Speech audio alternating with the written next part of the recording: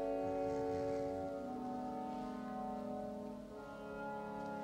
ne faut pas imaginer qu'au Moyen-Âge, les gens marchent avec les mains jointes et l'œil levé vers le ciel. Le ciel, c'est bien joli, mais au Moyen-Âge, on a les pieds sur la terre. On est paysans.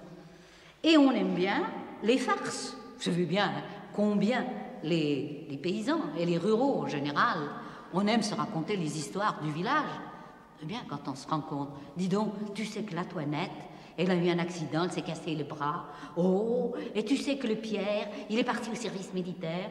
Et le petit de la Jeannette, tu sais qu'il a eu les oreillons. C'est le genre de choses que nous aimons dire. C'est les bruits du village. Et ça, nous le faisons encore maintenant. Eh bien, au Moyen-Âge, on aimait beaucoup ce genre d'histoire, comme on aimait énormément se faire des farces. Chez nous, en forêt comme en Lyonnais, on faisait une grosse farce qui s'appelait la fête de l'âne. Une semaine à peu près avant le carnaval, les gens se réunissaient dans l'église, comme vous êtes réunis ce soir. Et ils élisaient, à main levée, le mari le plus trompé du village. Et ça ne surprenait personne. Quand on vit dans le village, on connaît ce genre de choses à longueur de temps.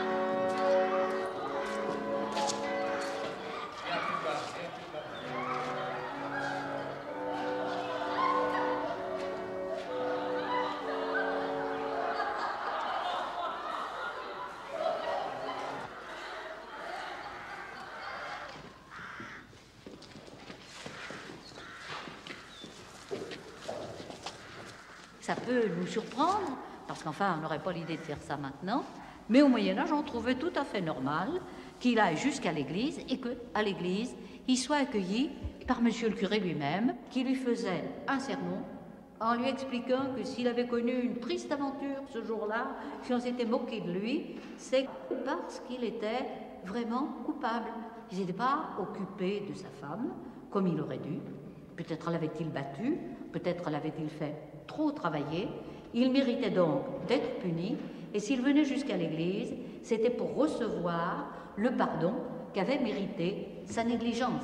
Et presque pendant 5 siècles, on a eu l'habitude chez nous de faire cette fête de l'âne.